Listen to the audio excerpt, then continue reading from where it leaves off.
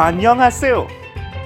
Welcome to Cooking with Madho. My channel is back with a bang, and if you're seeing turmeric going into a little bit of oil along with purple onions, garlic and scotch bonnet, don't be confused by the process. This is a Jamaican style of making curry. It's very different to the Indian method or the South Caribbean method of sauteing onions, garlic and pepper initially and then adding the curry. And in terms of the curry, you see a higher concentration of turmeric being used in Jamaican curries. This is very unlike the process in Trinidad, Guyana, Suriname, and in North India, where particularly cumin and coriander seeds are a staple along with fenugreek. So you're not going to see jeera, methi in a Jamaican curry. We're just going to bring this to a basic saute or chonk or chonke, and then you're going to see me make a curry with potatoes.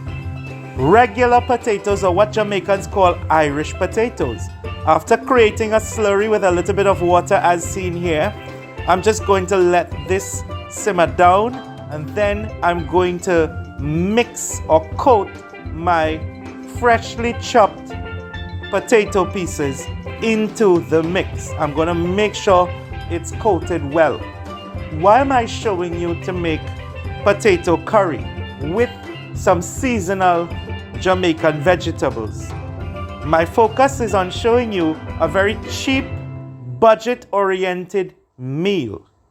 You don't need a lot of spices to make a good Indian curry, and you don't need meat. You could actually have a very wholesome meal that is tasty in a vegetarian form. And that is why we have the potatoes being stirred in here. Now, other people would like to put the potatoes in when there's water being brought to boil. I don't like that. I like to create a boonge with my potato, which means that I try to kind of get the spices into this potato early on. I then add water. I then bring this pot to boil.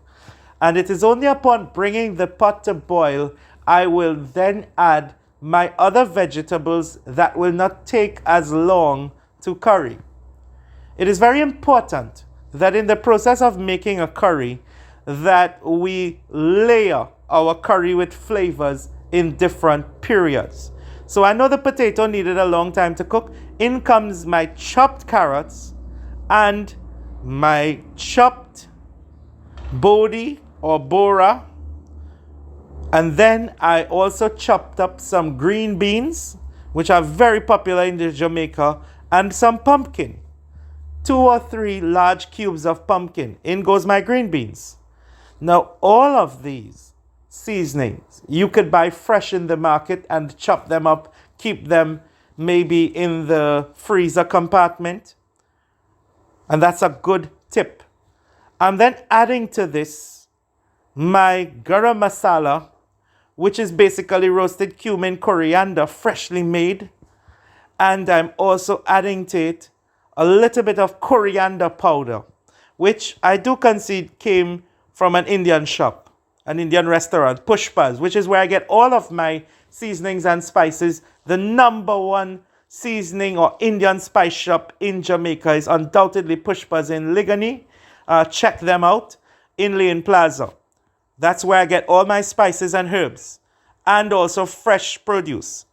But you see me, after adding my vegetables, put in something white. What is that white substance? Is it cornmeal flour? Of course not. No, it is coconut milk.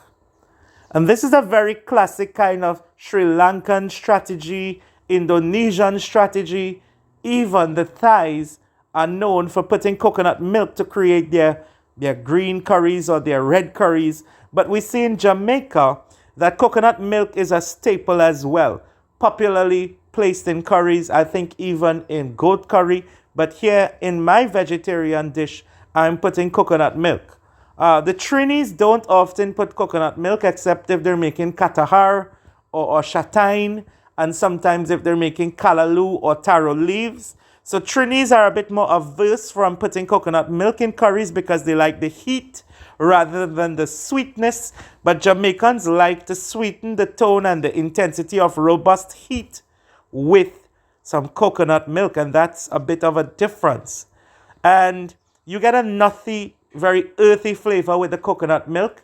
As I said, it gives you a kind of South Indian appeal to this dish.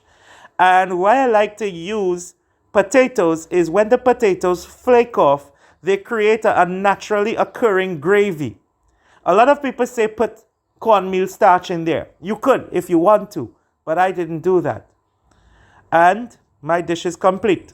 I garnish with a little bit of salt and I put some thyme in there. If you have time, enough of it, that is. Pun intended. Here's my final meal. Look at that, people. Guyanese rice, not foreign. Guyanese rice served on the plate with some potato curry with some seasonal vegetables.